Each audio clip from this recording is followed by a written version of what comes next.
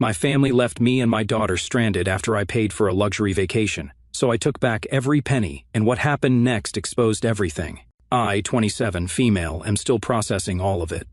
I grew up in one of those cookie-cutter suburbs in Ohio where everyone's got a perfectly manicured lawn and there's a Target exactly 7 minutes away. You know the type, where the most exciting thing that happens is when someone paints their front door a controversial color.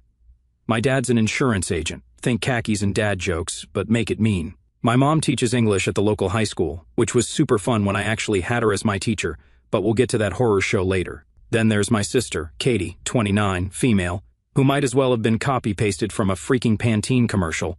I'm talking naturally blonde hair that actually does that bouncy thing, green eyes, perfect ski slope nose, the whole package. Meanwhile, I got, well, everything else. Let me paint you a picture of little me frizzy brown hair that looked like I stuck my finger in an electrical socket, thanks Ohio humidity, dad's heavy eyebrows, plural, but really trying to be singular, mom's round face but make it rounder, and the kind of body type that had my pediatrician checking the husky box on my school forms. Yes, that was actually a thing in the early 2000s. Imagine being 8 and finding out your body type is husky. The joke started early, like early. My first clear memory of realizing I was the ugly one was at Katie's 7th birthday party, making me 5. Mom had dressed us in matching outfits, her first mistake, and while taking pictures, she kept trying to fix me. Honey, suck in your cheeks a little. No, that's worse. Maybe just stand behind your sister. That became her go-to solution for every family photo for the next 20 years, just hide the ugly kid. Dad was a different kind of cruel. He thought he was hilarious with his constant jokes. His favorite was introducing us to his work friends as my daughter Katie and my linebacker. He'd literally pause for laughs, and people did laugh because what else do you do when someone's making fun of their own kid? I can still hear him saying, "At least we know she'll save us money on prom dresses." Joke's on you, Dad. I still went to prom, alone, in a dress from Walmart, but I went.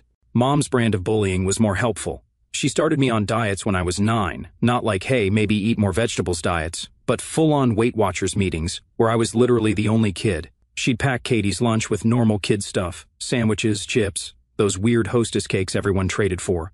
Mine?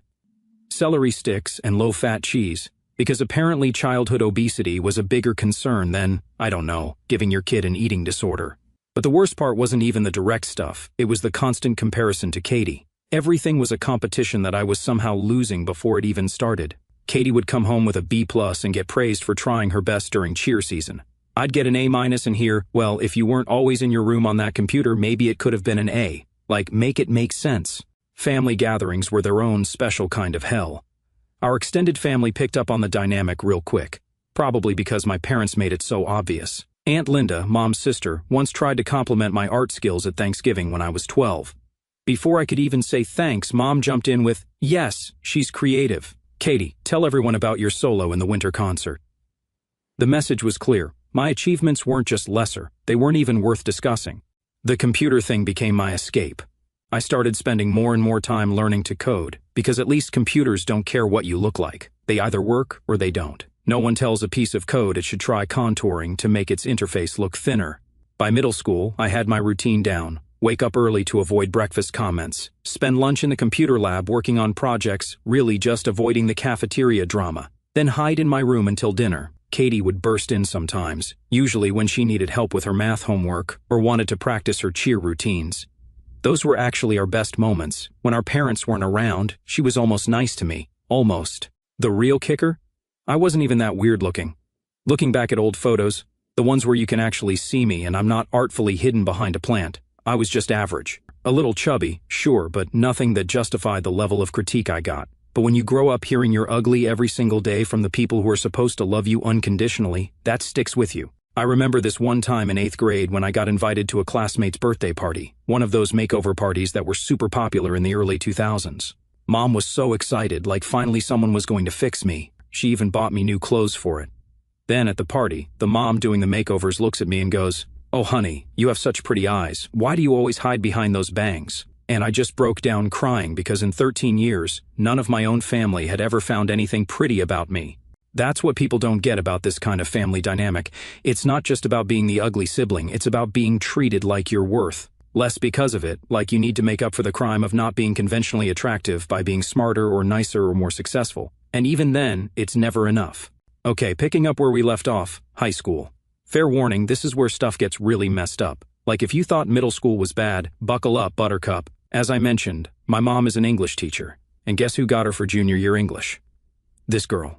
And let me tell you, having your mom as your teacher when she's already disappointed in your existence is a special kind of torture. She'd do this thing where she'd use me as an example in class, but not in a good way, like, now if you structure your essay like my name, you'll never get into a good college. Thanks, Mom, real professional. But the worst part about having her as a teacher wasn't even the classroom stuff. It was how she'd combine school criticism with her usual appearance-based comments at home. Honey, maybe if you spent less time slouching in the back row trying to hide, you'd participate more in class discussions. Or my personal favorite, the other teachers mentioned you're always wearing that same oversized hoodie. No wonder Jason didn't ask you to homecoming. Side note, Jason was Katie's friend's brother, who Mom was convinced would be my only shot at dating.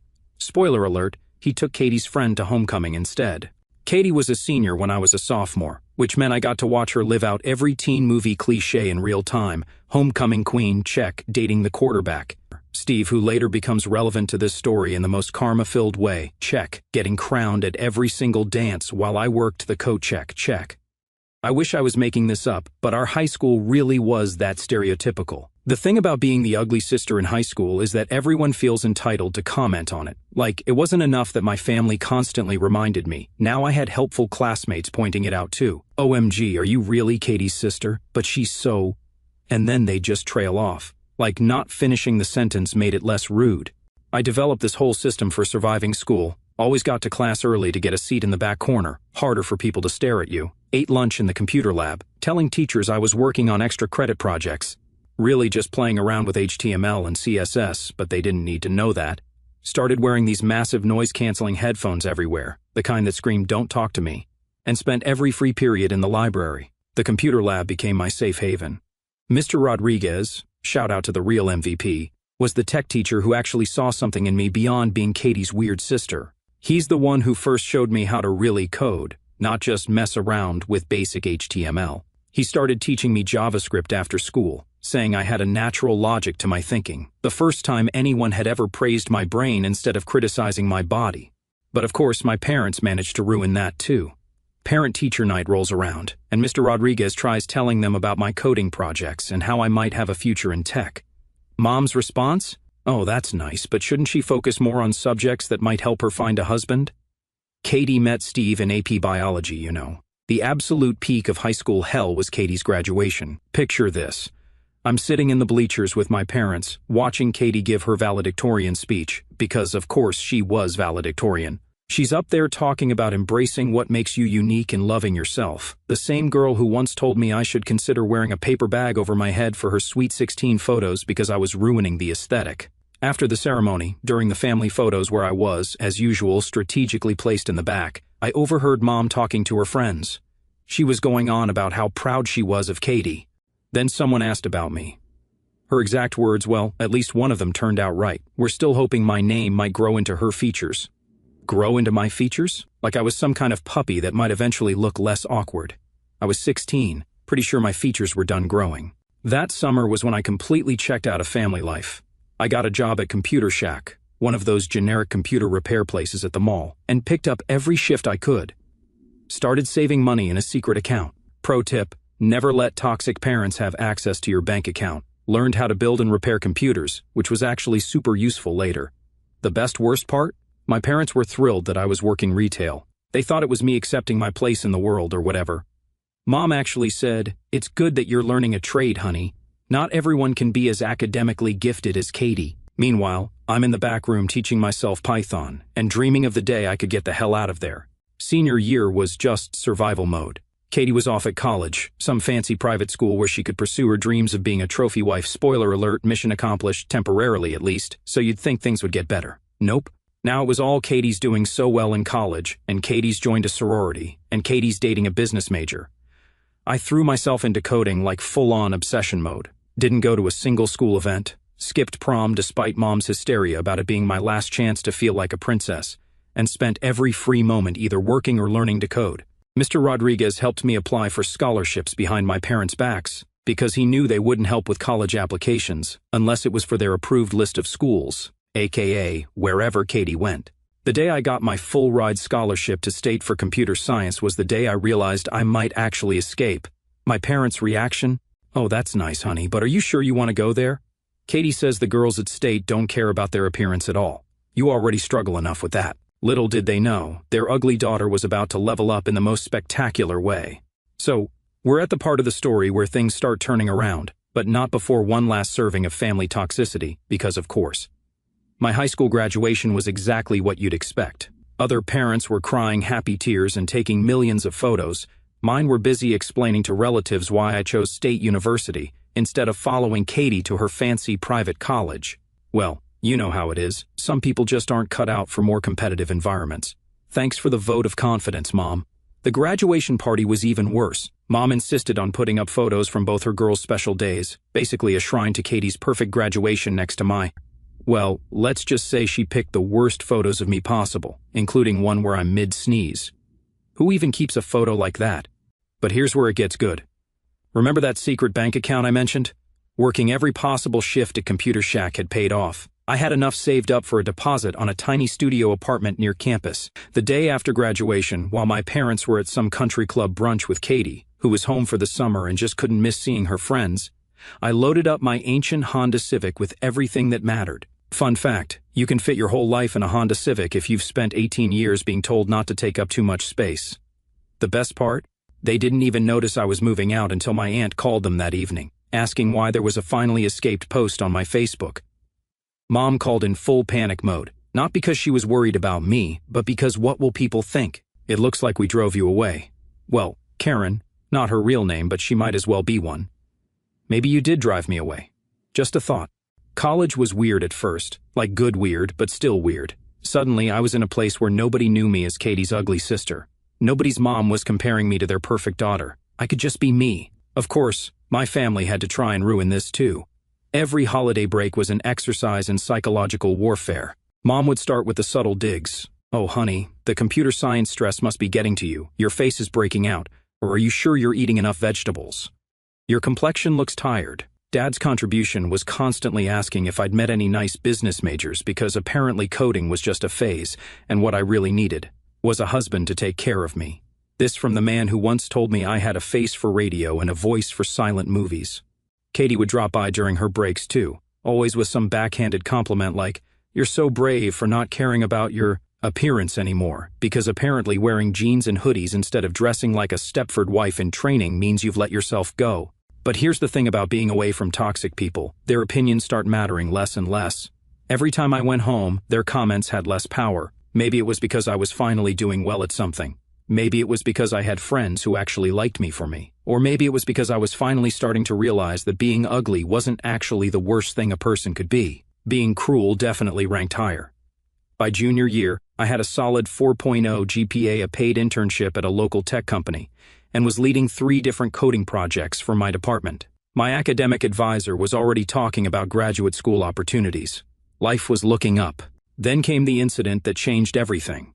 Remember how I mentioned I was good at gaming PC builds? Well, I'd started a little side hustle building custom gaming rigs for other students. Nothing major, just word-of-mouth stuff. But one of my clients was this guy who ran a popular Twitch stream.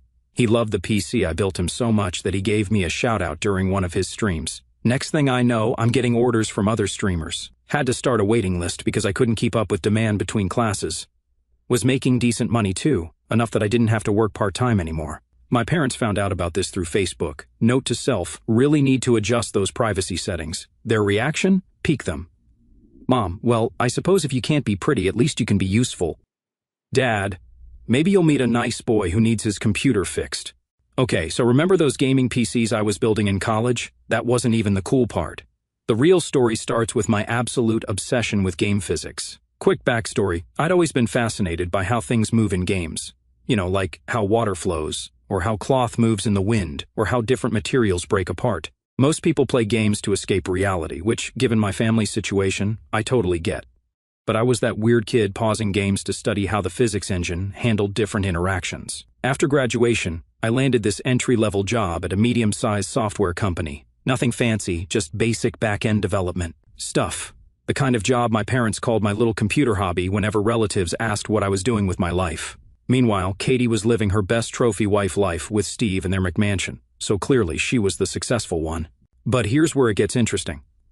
During my off hours, I started working on this personal project. See, mobile games had this huge problem with their physics engines. They were either super resource heavy and killed your battery, or they looked fake as hell. I thought I could find a middle ground. The first 6 months were rough, like living off ramen and energy drinks while coding until 3 a.m. Rough. My tiny apartment looked like a scene from A Beautiful Mind. Whiteboards everywhere, covered in physics equations and programming notes. I had this old iPad taped to my wall that just ran physics simulations 24/7. My neighbors probably thought I was losing it. Then came the breakthrough. I figured out this way to optimize physics calculations for mobile processors that nobody had tried before. Instead of doing full physics simulations, my engine could predict the most likely outcomes and only calculate those paths.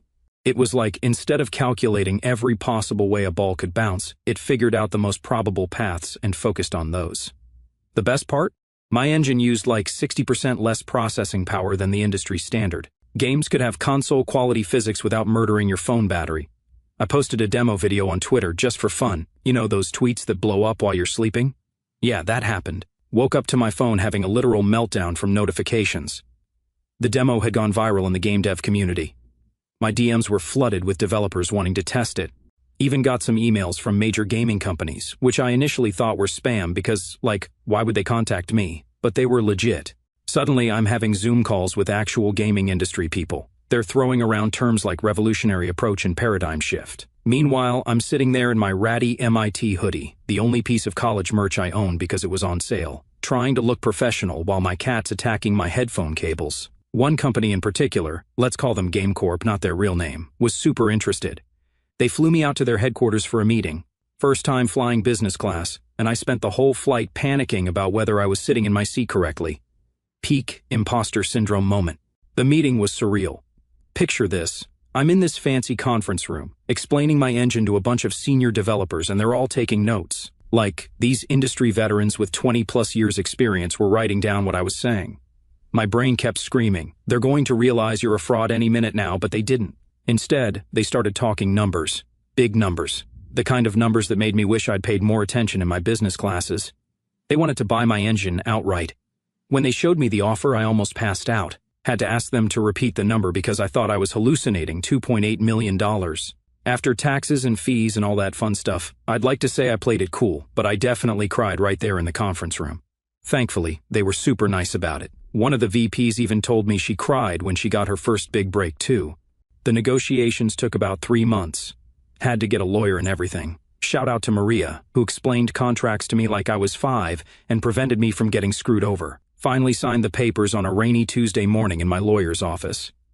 You know that moment in movies where someone checks their bank account and has to sit down?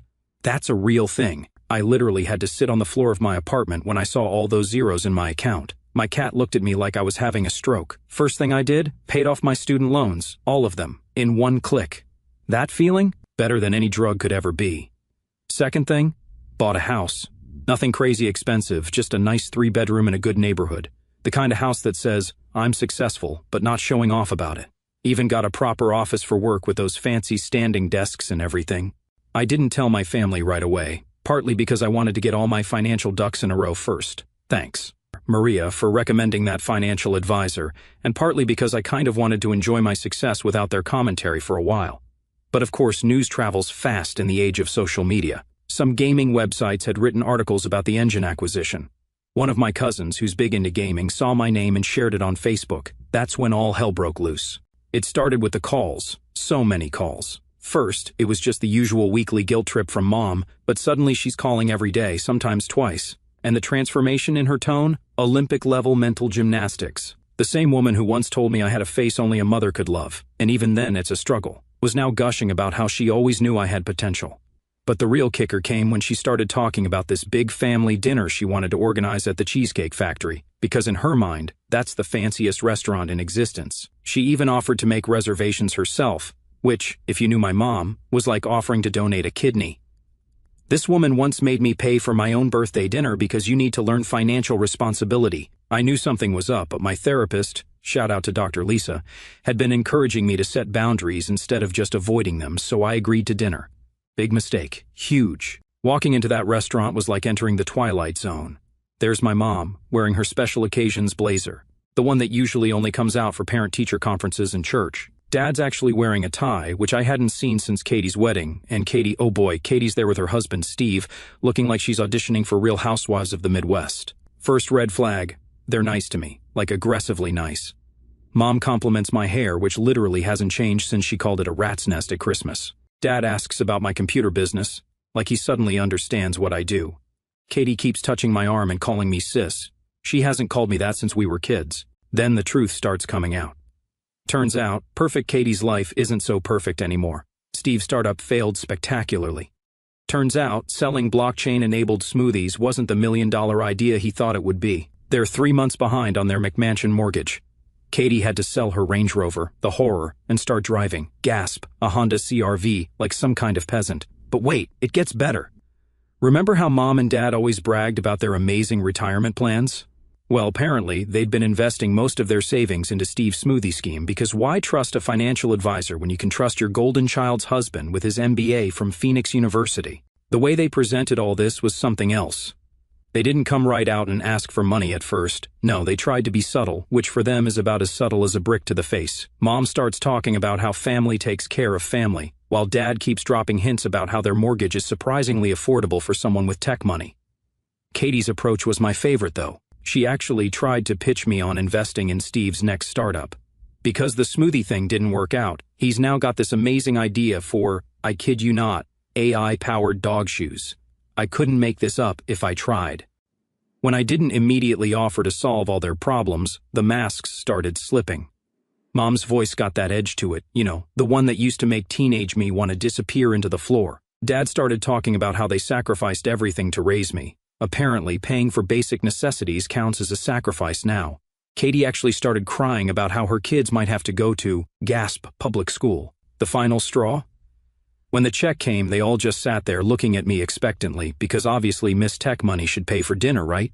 Even though they invited me. Even though they spent the whole meal trying to manipulate me. So, I did something that would have been unthinkable to old me. I looked Mom dead in the eye and said, oh, I thought since you invited us you were treating. Since family takes care of family and all that. The silence. You could have heard a pin drop. Steve actually choked on his water. Dad turned this interesting shade of purple. Mom's face did that thing where she's trying to smile but actually looks like she's having dental work done. Katie tried to save it with, oh, but sis, you're doing so well now. It would mean so much to us. That's when I dropped my own bomb. You know what would have meant a lot to me? Not being called ugly every day of my childhood. Not being treated like a family embarrassment for 18 years. Not having my own sister pretend she didn't know me at school because I was too embarrassing to be associated with. Then I got up, dropped enough cash to cover exactly my portion of the bill. Down to the cent, thank you calculator app, and walked out. But not before hearing Katie whisper to Mom, I told you we should have buttered her up more first. The text started before I even got to my car. Mom, how dare you embarrass us like that after all we've done for you? Dad, your mother is crying. I hope you're happy. Katie, you're being really selfish right now. My kids are going to suffer because of your attitude. But my favorite message came from Aunt Sarah, who I'd been texting updates to throughout dinner. Proud of you, kiddo. Let them choke on their karma. Want to come over for wine and watch bad movies? This was just the beginning, though. They weren't done trying, not by a long shot. But they were about to learn that the ugly duckling they picked on all those years, she grew up to have one hell of a spine. After that disaster dinner at Cheesecake Factory, my family went into full meltdown mode. We're talking dozens of missed calls, hundreds of texts, and even a few flying monkeys. Shout out to R raised by narcissists for teaching me that term, in the form of random relatives I haven't talked to since 2010, suddenly reaching out about family obligations. The messages followed a pretty predictable pattern. First week, how dare you embarrass us like that? You're so ungrateful. Second week, your sister's children are suffering because of your selfishness. Third week, we're willing to forgive you if you just apologize and give us money. Fourth week, remember when we bought you school supplies in 3rd grade? You owe us. But here's the thing about standing up to bullies. Once you do it once, it gets easier every time. After that, each guilt-tripping message had less power than the last. It was like watching their control over me dissolve in real time. The final straw came when my mom and Katie showed up at my house unannounced. Thank God for security cameras. They were standing on my porch, crying about how they'd always loved me and just wanted to help me make better financial decisions with my money. The money I made while they were calling me a failure. I didn't even open the door, just texted them. The only decision I'm making with my money is keeping it away from people who treated me like garbage for 27 years. Have a nice life. Then I blocked them on everything. Phone, email, social media, even LinkedIn. Yes, they tried connecting with me there too. So where are we now? Katie and Steve had to sell their McMansion and move to a, gasp, normal suburban house. Last I heard through the grapevine, Steve's trying to launch something called Web3 baby food because apparently regular baby food isn't good enough anymore. Katie had to get a real job for the first time in her life. She's selling essential oils on Facebook now, living the dream. Mom and Dad had to postpone their retirement. Dad's still working at the insurance company, and Mom's still teaching English, though apparently she stopped using me as an example of what not to do in her classes. Progress, I guess. Meanwhile, I'm actually doing better than ever. Turns out, cutting off toxic family is great for your mental health. Who knew? I've lost some weight because I'm not stress eating anymore. My skin cleared up. Again, stress. And I actually like what I see in the mirror now. Funny how that works when you're not being told you're ugly every day. I've started my own tech consulting firm, specializing in game development for indie studios. Still doing well financially, but now I'm helping other developers achieve their dreams too. And yes, I made sure my business accounts are completely separate from my personal money and unreachable by certain family members. My lawyer made sure of that. The best part? I met someone. His name's Alex, not his real name, and he's a game developer I met at a conference.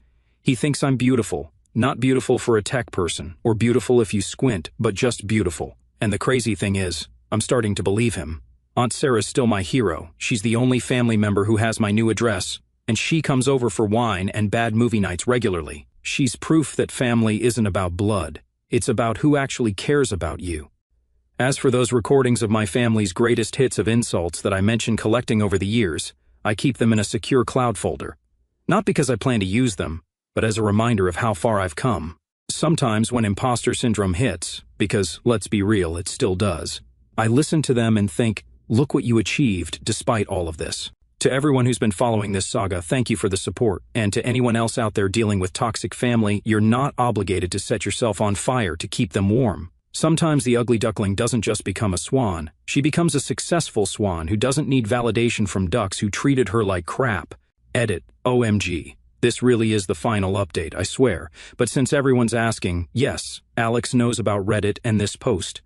He's actually the one who suggested I write it all out as a form of therapy. He's sitting next to me right now, making dad jokes about coding our way to happiness. Edit 2. Stop asking me to invest in your startup, I am begging you. And no, I don't want to join your MLM either, Katie. Yes, she found this post somehow.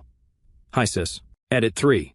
For the last time, no, I won't reveal what game engine company bought my tech, but if you've played any major mobile games in the last year, you've probably experienced my physics engine. That's all I'm legally allowed to say.